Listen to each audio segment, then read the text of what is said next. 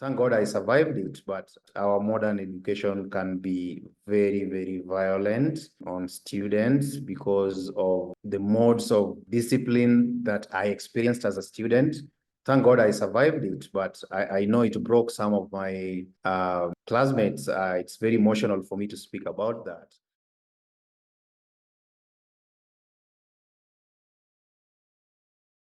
Hi, Robert. How are you? Hi, Jade. I'm fine.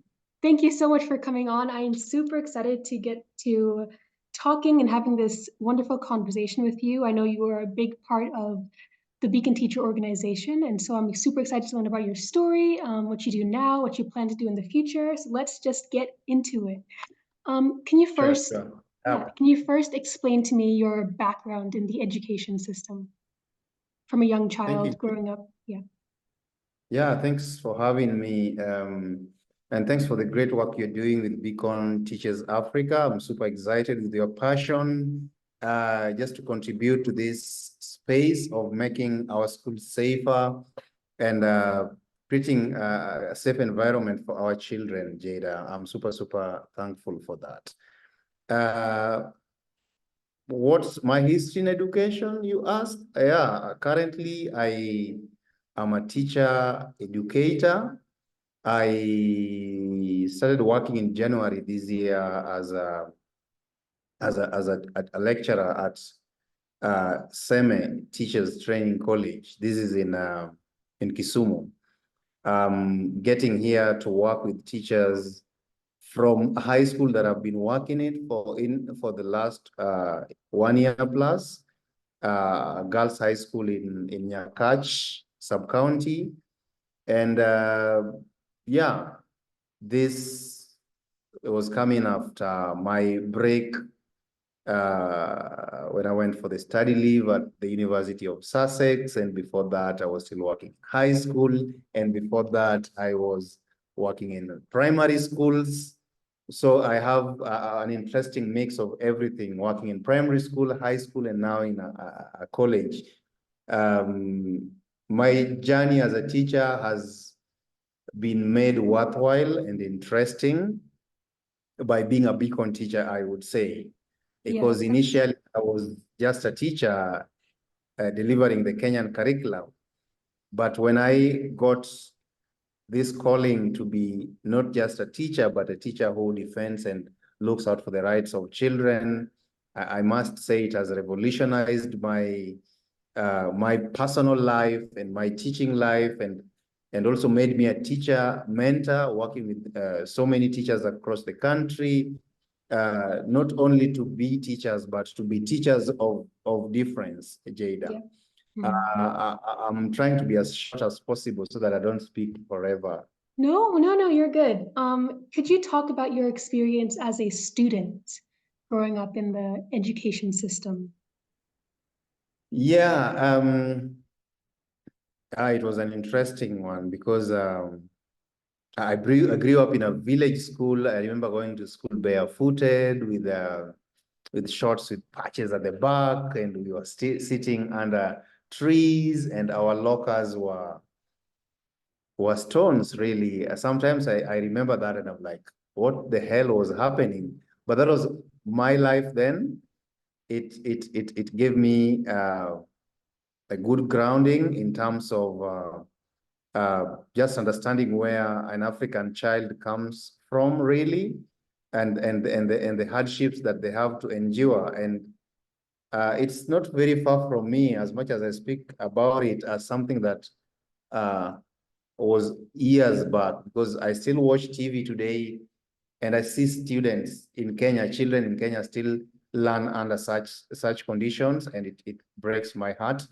But a child who experienced corporal punishment, I experienced violence in school, and I say that our modern form of education, as much as it is uh, said to be the panacea for the poverty that we have.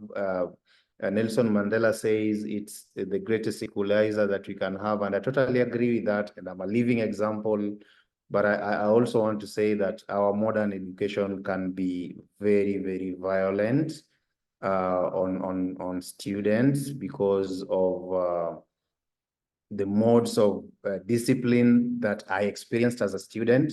Thank God I survived it, but I know it broke some of my um, uh, classmates. It's very emotional for me to speak about that. So when I became a teacher, I deep down, I always wanted to be a different teacher. As much as I started out as a teacher who also used corporal punishment to discipline my students, I always kept asking inside me, is there something different that I can do? I want to thank Beacon Teachers Africa, because when I met them through Teacher Service Commission, I realized there's something I can do, and there were teachers out there who are also yearning for something different, and that has given me a purpose in life, I would say. So that's how it oscillates from my childhood, experiencing violence in school and wanting something different, and meeting a group of teachers who are thinking and doing it differently. And yeah, puts me in this position now where I'm kind of coordinating the activities of the organization and also trying to bring teachers on board to make our schools safer for our children to learn. Thank you so much for sharing that. You explained that when you first became a teacher, and you talked about how the harsh conditions in the school environment while you were a student really propelled you to want to become a different kind of teacher. However, when you first entered in this field, you began employing the same teaching methods that your teachers when you were younger employed. So what was the catalyst between falling back on the old patterns of teaching that you were accustomed to then changing and seeking support and guidance from Beacon Teachers Africa? Yeah, what was the catalyst? Oh, you've got me thinking. What was the catalyst? Deep down, I didn't like it. I think it's just normalizing what is not normal. Jada, you go to some some Kenyan classrooms and you ask students, if you make this mistake, what should I do to you as a teacher? And the students will happily shout and say, beat us up, teacher. So I'm saying that because it shows the extent by which violence can be normalized in a society. And I think getting into teaching, I had normalized violence. And people still say in Kenya today that I am this successful because my teachers beat me. I am a doctor because my teachers beat me up. So we've made it normal. And that's why I think it's even not easy to change a deep-rooted norm like corporal punishment or other forms of violence, because it's seen as something normal. And even parents put pressure on teachers to cane their children. So for me, I also wanted to be this teacher who is effective. And what makes me a teacher was to get into that mold of using violence to correct my learners. But deep down, I always felt this is not right. So when I met the discourses of rights, when I met Beacon Teachers Africa and being trained on children rights, then I was like, aha, that was my aha moment where I realized, oh, so I can do it better. So it kind of made me come out of that cocoon where I normalized what actually I shouldn't have normalized. Yeah, that's powerful. I like what you said. We normalize violence, where it's just, we kind of say it in passing that, oh, I used to be beaten up, or it's kind of masked by like a joke or a side comment, and it should be treated with much more seriousness. So thank you for explaining that so well. Welcome.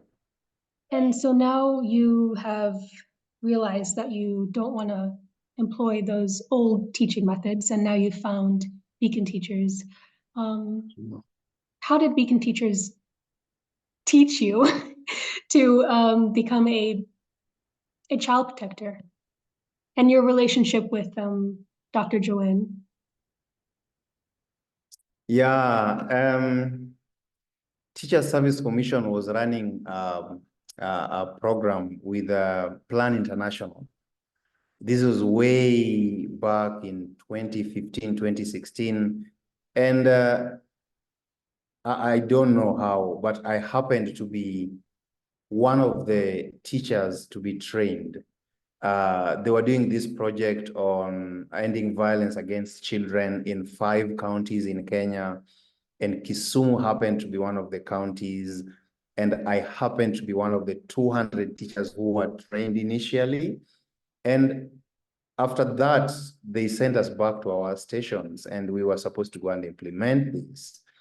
And I think I kind of struck a chord with Dr. Joan because of how passionate she was about defending the rights of children. And I think we kept conversations even after this. Back then, when that was happening, Dr. John was working at the Teacher Service Commission, so we didn't have Beacon Teachers Africa. And I think when she saw the passion that I had for child protection, then I became one of the founding members of Beacon Teachers Africa because we kind of connected.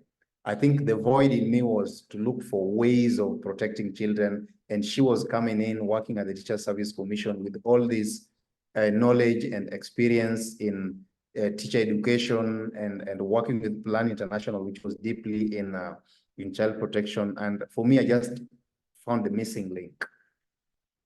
Yes, in that. Yeah, so now you're a big part of the organization, almost sometimes serving as an ambassador, because how I got into this organization was seeing you. My mom sent me a post that BBC News had made, focusing on your story and how, yeah, and how you came into Beacon Teachers.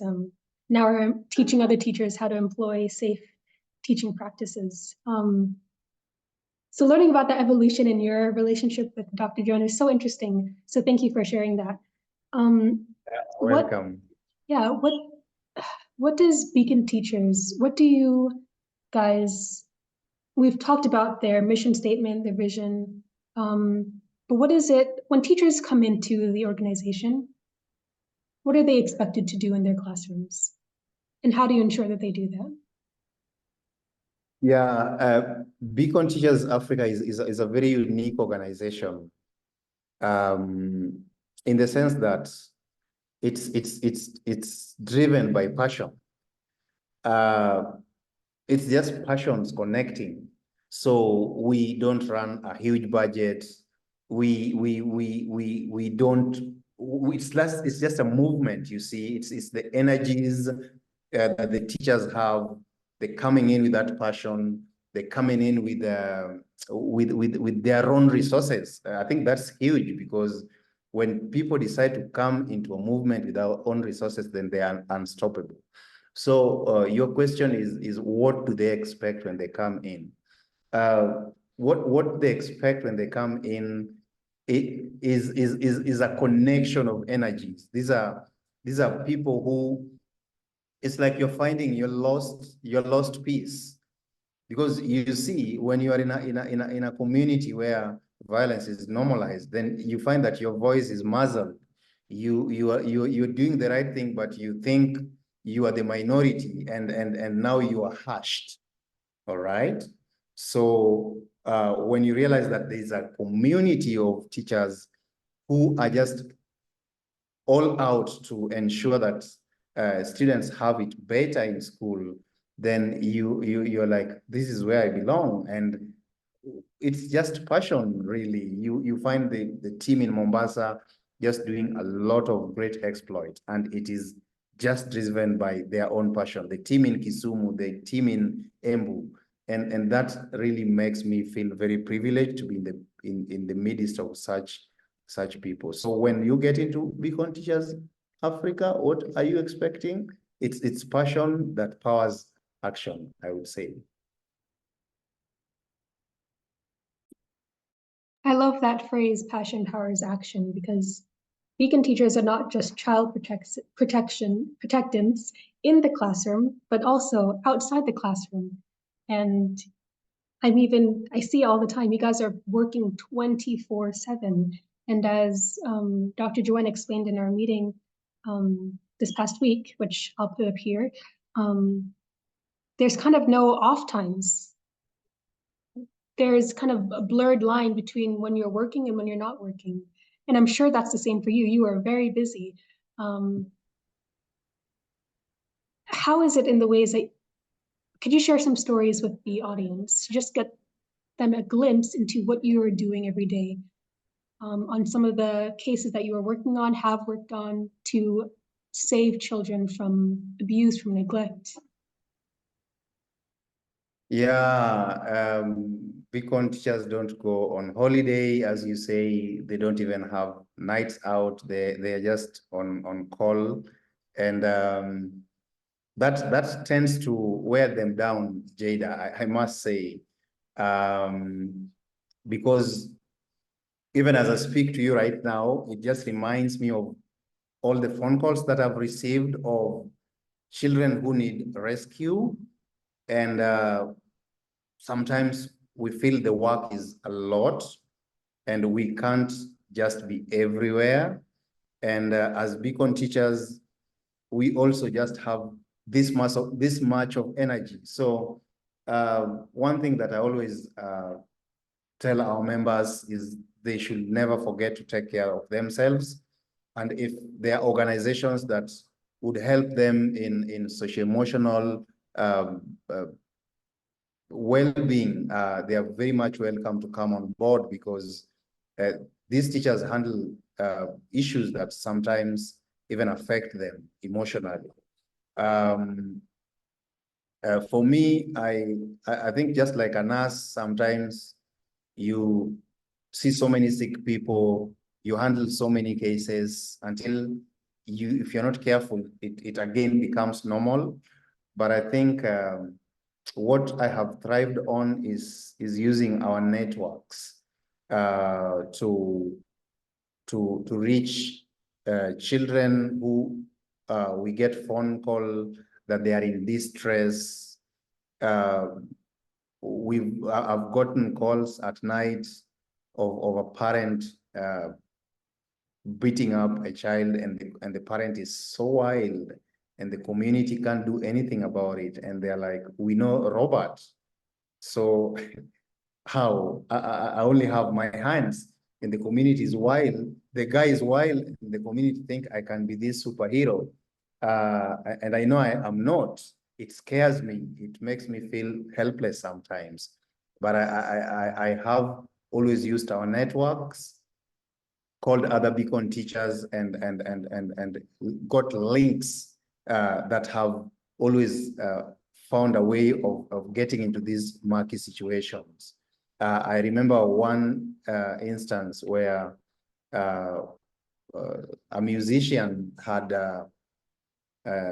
decided to elope with a schoolgirl. And when one of our beacons got this case, she shared it with me, and I felt helpless at that time, because the musician was actually on the run with this girl, and this was one of the top performing students in their school. Actually, she was in the X1, and the school was so devastated because this girl was getting married off by this by the parent, by the way, by the mother to this musician, and the musician had gone across borders and she was getting into Tanzania. But the beauty of this story is that we coordinated with our beacons who are bordering Tanzania, and they were able to get in touch with the other teachers across the border, and this guy was hunted down, and this girl was brought back, and she was able to sit for her final year exam in school on time. This just showed me the power of networking and working as a team. These cases, while handling them, they come very close I remember a specific case I was handling where a very close relative was uh, actually arrested for uh, infringing the rights of her daughter. And this actually even put my life in danger as a beacon teacher, because there were threats on my life as an individual. But what you realize that is that sometimes I call this a gorilla dance, Jada, that when this dance starts, it doesn't stop. So it doesn't matter whether it gets very close to you. Sometimes it's even your closest friend, and you have to stick with the child. Sometimes it's your closest relative, but you have to stick with the child. So I would say it's never been a roller coaster. It's been tough, but I want to appreciate the whole network of Beacon teachers, because they've always come in handy, protected a beacon teacher if they need to be protected. Because how we work, sometimes you realize that there are cases where you may not come out outrightly because of your own security, and we've had beacon teachers covering their members. So it's not easy, but we've covered some ground, and that really gives me a peace of mind. Thank you for that, Robert. Thank you for being so vulnerable with that story. I'm constantly amazed by what Beacon teachers do, and how I empathize that it can be a bit daunting sometimes, but truly, for mere people like me, you guys look like superheroes in your communities, saving children every single day. And so I applaud you for that. And I applaud every Beacon teacher who is working so hard to save Thank you, child Jade. by any means. Yeah. Thanks a lot. Of course, you talked about networking, and I see you're always sharing new opportunities to the other Beacon teachers, whether it's scholarships, internships. And you yourself had an incredible opportunity to go to Suffolk University, is that correct? Yeah, Sussex University in the UK. Sussex, yes. Could you explain how that opportunity came about, your experience? Yeah. Yeah, it's with great honor that I talk about this, because considering the background that I gave you, I wouldn't imagine myself even getting out of the country to study. And that purely happened because of the work that we do with Beacon teachers. So as a Beacon teacher, I managed to compile the work that I have done and applied for the Shivning Scholarship, which is a very competitive and prestigious scholarship. I remember we had over 15,000 applicants. No, 70,000 applicants across the world, and they only wanted 1,500 people to get through. And I'm privileged to have made it through. In Kenya, we had over 7,000 applicants. They only wanted 45. And I was privileged to be among the 45 that made it through that scholarship. And it's purely because of the work that I have been doing as a Beacon teacher, collaborating with my fellow Beacon teachers. And I would say I managed to go to Sussex and study international education and development masters. And actually, my thesis for master's dissertation topic was supporting Kenyan teachers to use alternative means of disciplining children. So I used that opportunity to actually better my knowledge on how I can come back to my country and better support my fellow teachers. So as you've rightly pointed, I have been sharing opportunities and encouraging my fellow Beacon teachers to try out these scholarships. I've been willing to help them write essays, because I have seen what can happen to a teacher if you get an opportunity to put yourself out there, learn from other teachers, learn from other jurisdictions, and it helps to broaden your mind, see things differently. And this is my wish and prayer for my fellow Beacon teachers, so that the work that they do that really nobody pays them could propel them to self-develop and even become better teachers. So I think that has been the drive to mentor teachers and to come up with a community of teachers who know better and do better. That's awesome. Now we've talked about your background and what you do with Beacon teachers. And as you pointed out in your master's, in your final thesis, you talked about employing different ways of disciplining your kids. And there's a lot of misconceptions about corporal punishment, at least here in Kenya, where I see if you don't employ corporal punishment, then your kids will rule you, basically, and all chaos will ensue in the classroom.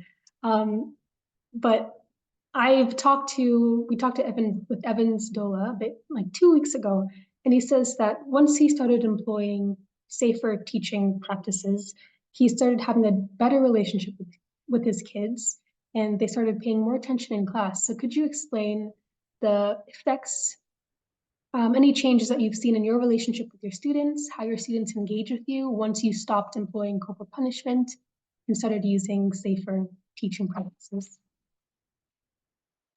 Yeah, it warms my heart when you mention Evans Dollar, because that is one teacher that is doing phenomenal work.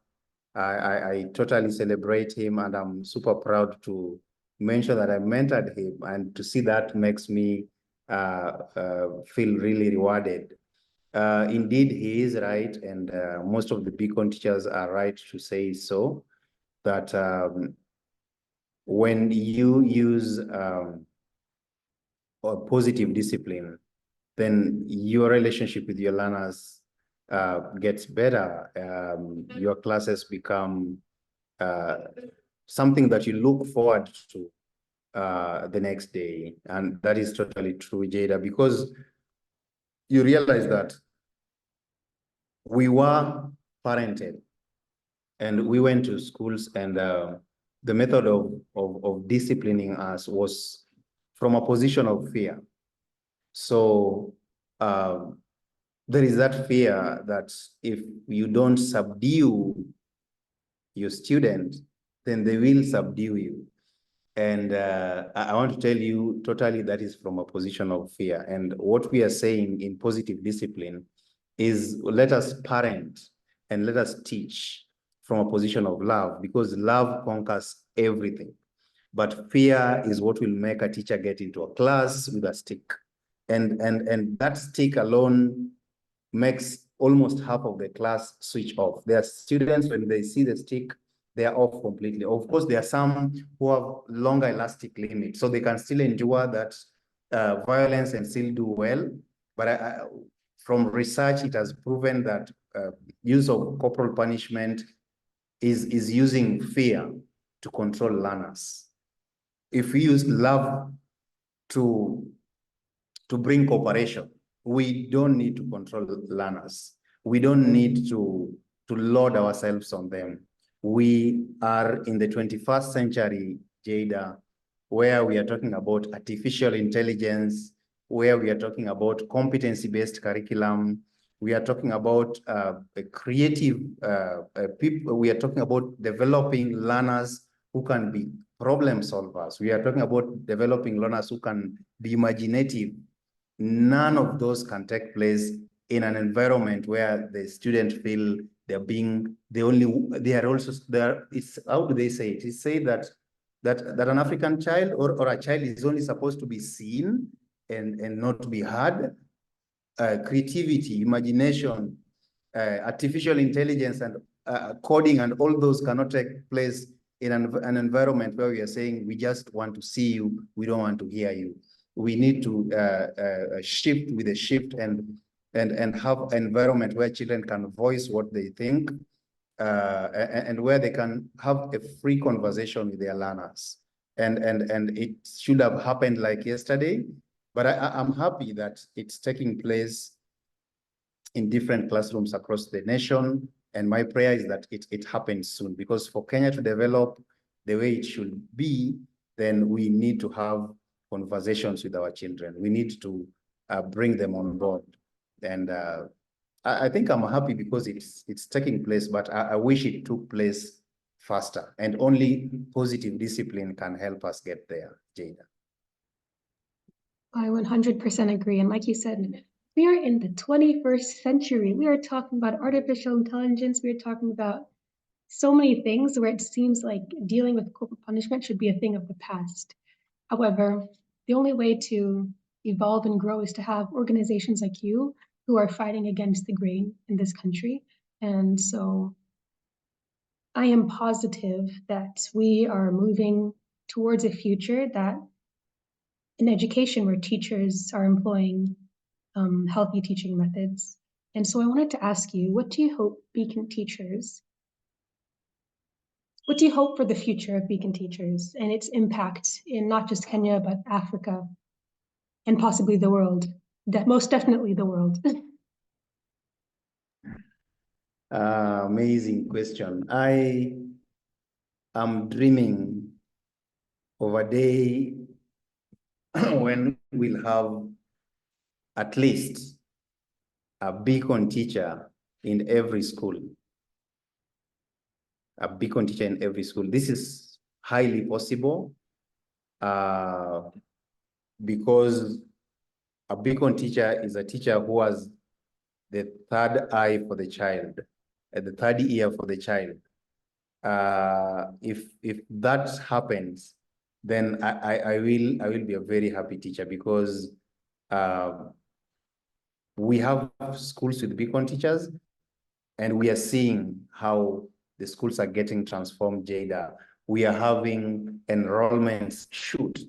We are having academic performance of those schools getting better. And we are having the students even healthier, because through violence in schools, children get fearful, and they get sick, and children get hurt, and sadly some even lose their lives. So if we have a future, which I'm seeing it as a very near future, where teachers will get into classrooms without the cane, I will be a very happy teacher. And that partly I would love to mention is what made me take this bold decision to move into a teachers training college, because at some point I was like, Jada, when we go talking to teachers, we get teachers get transformed, but we also get teachers who are like,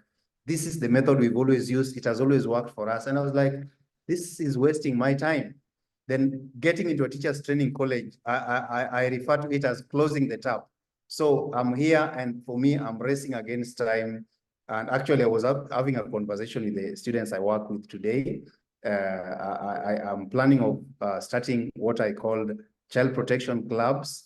And I want to pilot it here. And the students have registered in large numbers. Today alone, I've got like 100 of teacher trainees ready to join this club. And I told them, you guys are pioneers. Let's do this, because you are taking this to all the teacher training colleges and universities across this country. So I'm on a mission to just get hold of these teachers before they go to the field to teach. So I'm very passionate about this. I wouldn't want to get overboard in explaining this.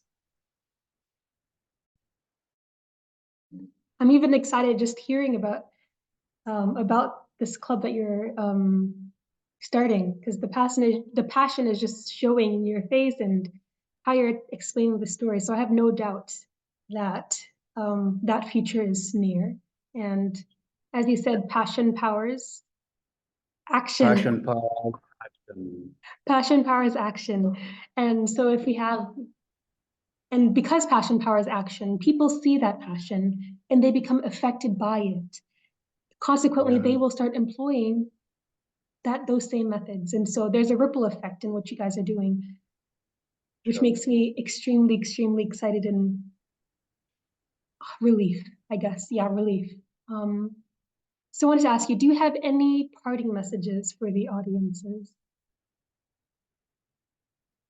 Yeah, what's my parting message? My parting message is to get an opportunity to meet everybody who's watched this video. I'm dying to meet you and have a conversation with you. Is it on Facebook? Is it on WhatsApp? So that we can put our heads together and just make this country safe for our children to learn and to thrive, because if they grow into strong individuals, then that's when we'll have a better country. That's the bit that we can contribute. We may not change big policies, but if we raise strong, imaginative, creative children, then our future is secured. If we do it in Kenya, then it will, the ripple effect, as you say, Jada, will move to Uganda. And being that we are talking about Beacon Teachers Africa, these are an African organization, then the ripple effect will move across and we will end up changing our continent. What is more exciting than that? So I would love to meet your viewers and let them reach out. If they can invite Beacon teachers to a school near them, why not? So that these wonderful teachers can have a conversation with the teachers close to a school where they are, or maybe invite them to a church that you go to, or and remember, these teachers don't ask for pay. I hope your viewers have not heard that, but that's something I wanted to put in there. Thank you. Thank you so much, Robert, for even making the time to have this meeting with me. I greatly appreciate it. I know the audience will appreciate it. I know your message will impact everyone who is watching. So thank you so much for the work you are doing, the work you're doing in Beacon Teachers for your students. I really appreciate it. Thank you. Thank you so much. Thank you so much. Pleasure was all mine, and I hope we can do this again. And thank you so much for the work you're doing. We don't take it for granted. And bye for now.